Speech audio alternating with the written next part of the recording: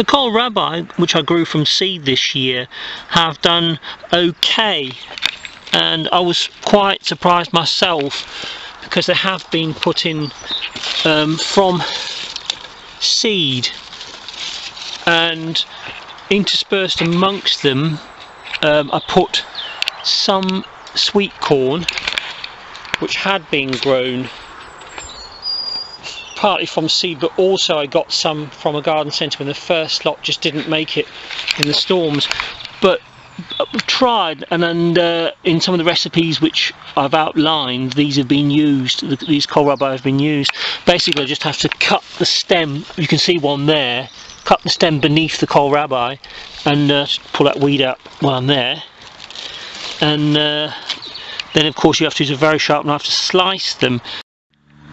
Here we have another variety of kohlrabi that we've grown.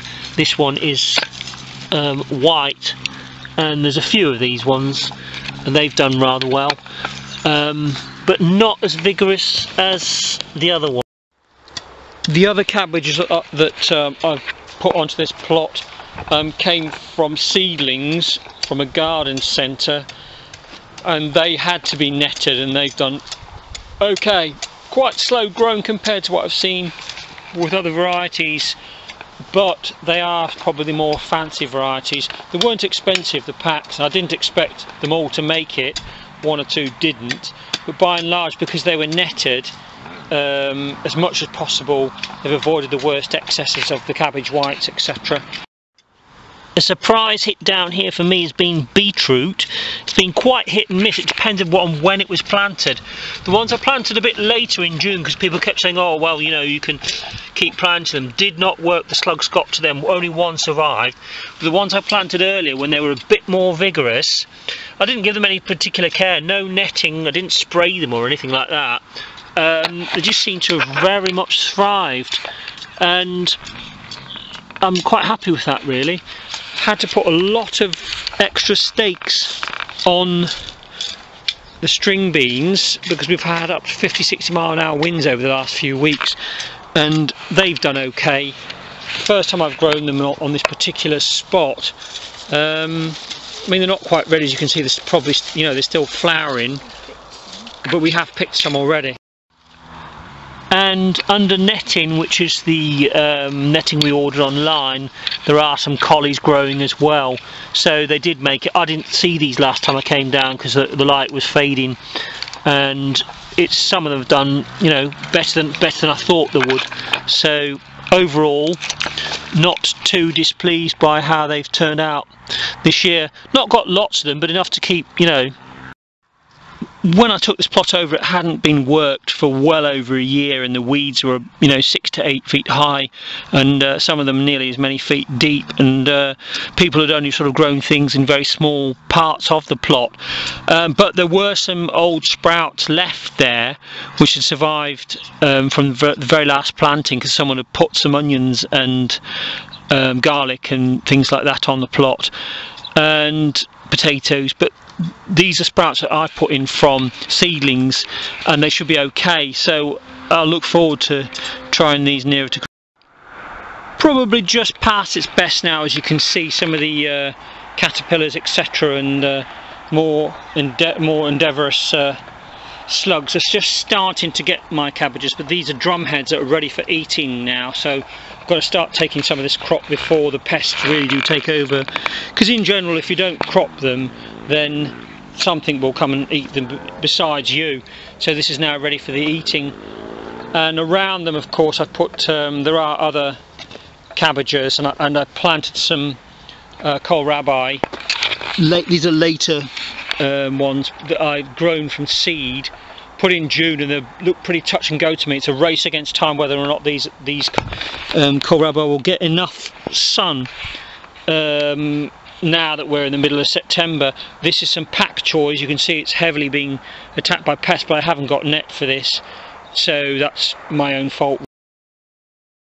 Some Swiss chard here, and not many of them grew, probably only about half a dozen along this line. Next door to this, I made the mistake 2 years ago, started putting in some of my guinea pig waste, which is wood shavings and manure, but it's a huge mistake. Looking it up online, I found out that the wood can take years and years and years to rot. So instead, I planted some green manure, which is basically mustard. It's not edible, obviously, but I planted this green manure, and the idea is to dig it in before it goes to flower.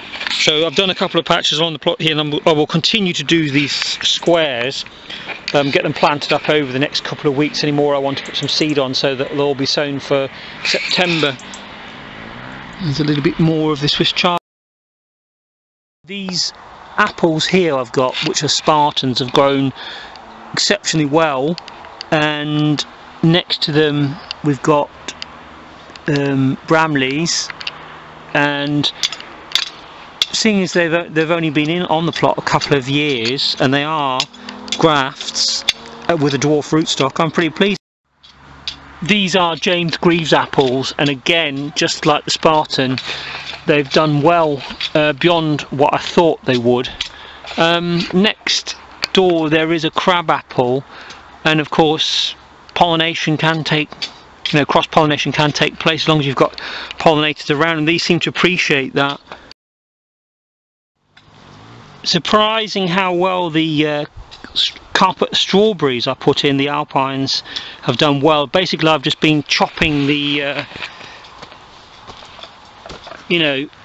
where they produce these extensions of themselves, and chop that there and then replant. I've just been propagating them the last couple of visits. My pear trees were absolutely ravished by this sort of rust, and it comes out like an orange spot. So the first thing I did was I took all of the rust attacked leaves from it, looked it up and found it was like a sort of a real blight, and I can see that some of these are looking dead and shriveled, and I'm basically need picking out. I sprayed it with, believe it or not, skimmed milk, and put a little bit of detergent in the skim milk to help it to stick, and that really did seem to kill the remaining rust spots off. This is an old pear tree from my own garden that's never grown many pears, and it's one of these ones that has a triple graft on it. You can see where it's been attacked, so they want to come off. Ideally what I do is put those leaves into a separate bag, and then the tree's immune system can recover. But it's been a terrible attack on pear trees this year, and apparently I found out there's a link between this and junipers. There's a carrier on the cycle for the spores, so it's basically spores, so you need to get your tree treated. Some other cures that people mention for this are mixtures of like bicarbonate of soda, even weak solutions of vinegar, but the skim milk seems to crop up a lot in treatment for these types of conditions and attacks on pear trees. The blackbirds love these blackberries, and I've seen the baby blackbirds, definitely sort of athletically trying to get themselves some blackberries. At home sometimes I will put a few in my garden. If I see a baby blackbird that's been fed by its parent, it's usually the father of the fledgling that stays with it for quite some weeks. It's quite touching to see how they look after them and warn them of cats and things, and blackbirds seem to be more successful. The ones I'm most worried about down here, of course, are song thrushes.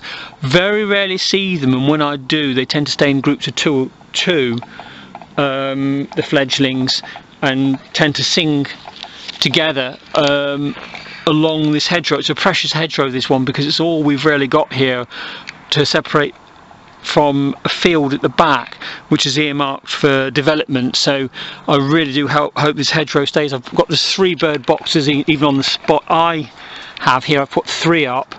Even so, little birds, things like wrens and robins and warblers, these sort of birds, white throats, whatever you're going to get here, may well take shelter. Even if they're not going to nest in there, they may well survive, because the temperatures are starting to dip low at night time, even though there's a bit of a heat wave coming up. So all in all, I've learned a lot this year, and mostly it's been about what not to do. Things like don't dig in wood chippings into your soil. Be careful not to plant out things too late, because it won't get enough sun. Be around if it's going to be a drought. If you can't be down in the allotment when it's very dry, I'm sorry, but your plants have had it. And also to make sure that you cut things back properly, quite firmly. It's best to have a smaller crop, I think, and to have some crop. And my big mistake was these gauge plums, these 3 beautiful trees. They won't give me 1 plum this year because I didn't put fleece on them. And I'm not the only ones. I've read that countries like France have said that their wine, you know, the harvest of the grapes for making wines will be down this year for the same reason, late frosts.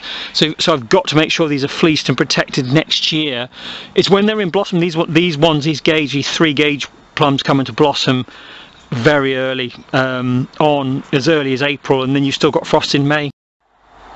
So next year I'm hoping I'll get some cob nuts from this Kentish cob, and I've got some the other filbert tree, which is more of a purpley small variety, and I've planted some of them underneath.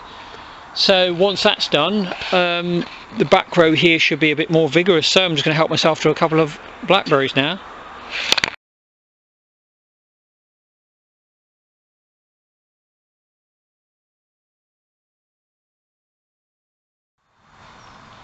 Although the soil here has been sort of denuded of much in the way of topsoil, and it doesn't contain much in the way of richness with minerals and things like that, I believe with it being close to the River Trent, and during the last ice age and previous ice ages, it basically gouged away huge sections, so we're left with this very hard clay, almost sort of underbed.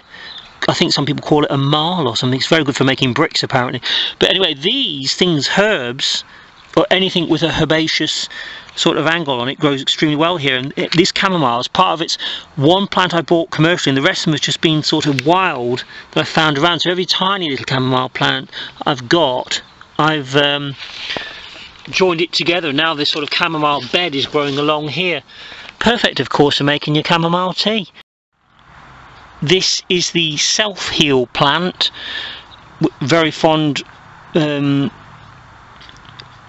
herbal medicine used by medieval pharmacists, so if you want to find out a bit more about that one, but it seems to grow very well. None of the sort of herbs I've tried down here have done terribly badly, except for obviously you have some like marjoram, which isn't really strictly speaking a perennial, so I tend to find that's died back. Lavender, this is English lavender, which struggled on plot 1, but on plot 2 here, I believe this particular plot's been worked since, you know, 1930s mostly, and before that there were plots down here in the 1920s, and a lot of glass houses were put up, I can tell from the amount of glass that's found, and it was used as something called a mizzen. That's a dump by the Great Northern Railways, which had a marshalling yards long gone, not far away, and steam trains, etc. So I keep finding bits of pottery, but herbs don't seem to mind this soil. This plant here is called a vervain, which is a magical plant. I'm told that the Druids used to grow that one. Passiflora, which is used in some herb medicines. I believe it's used for sort of sleep inducing and calming sort of characters, don't quote me on that, but this, I grew this just from one tiny little plant which I put in the corner of my Robinson Crusoe style reed fenced shed at the bottom of the plot. Of course this has taken over one, and it's quite an unruly plant. If you look over the side there, you can see it's also here as well on the other side of the fence and trailing down. But as it dies back, I'll make sure that the actual original plant is okay, and I can always cut back. The black knapweed plant, which traditionally grows well in Germany, has grown exceptionally well here on this clay soil, and this was used as a treatment for sore throats, I think, that sort of thing.